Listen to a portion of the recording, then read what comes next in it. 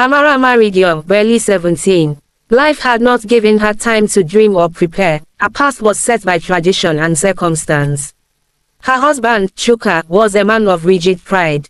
He believed a man's role was to be the head of the household, but he offered little more than words.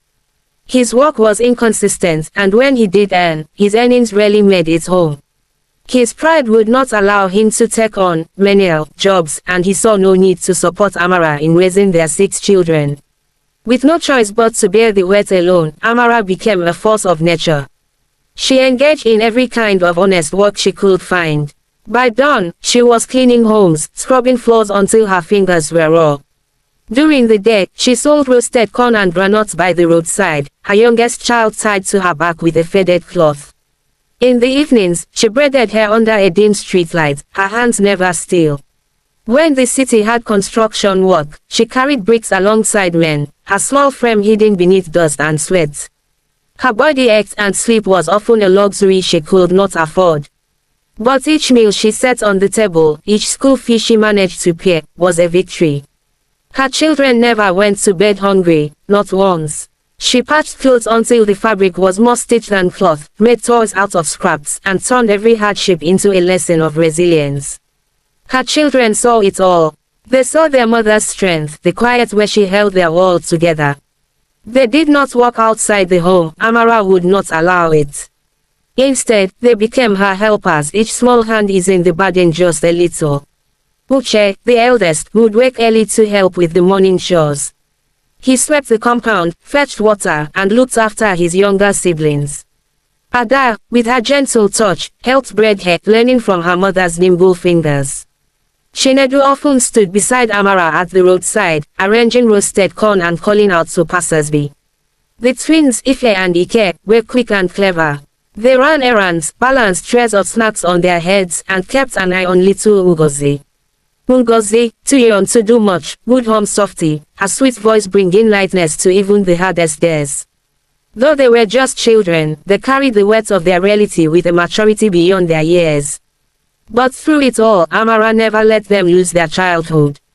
She told them stories as they walked, turning chores into adventures.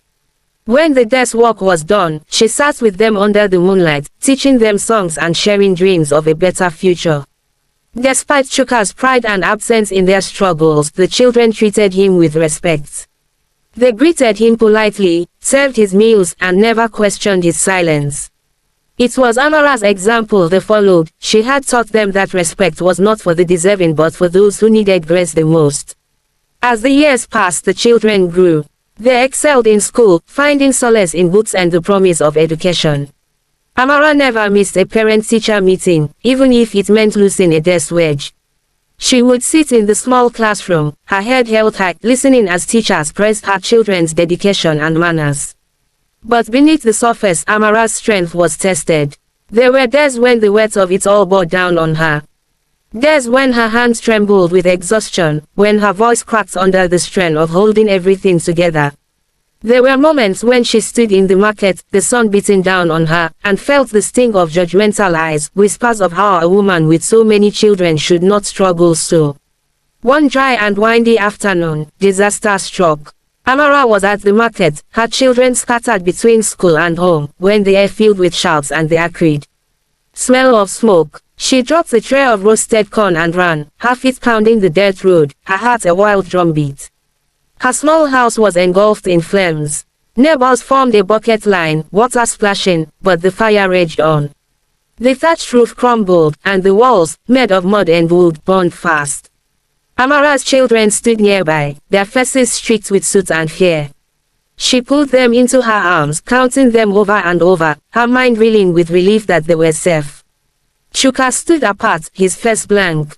When the fire died, leaving only smoldering ash, he muttered about fate and turned away. But Amara did not allow despair to swallow her. She rallied her children, and together they sifted through the ruins.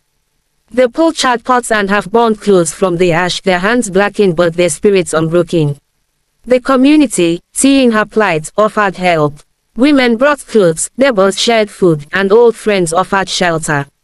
It was one of the few times Amara accepted help without hesitation. She knew that strength also lay in knowing when to lean on others.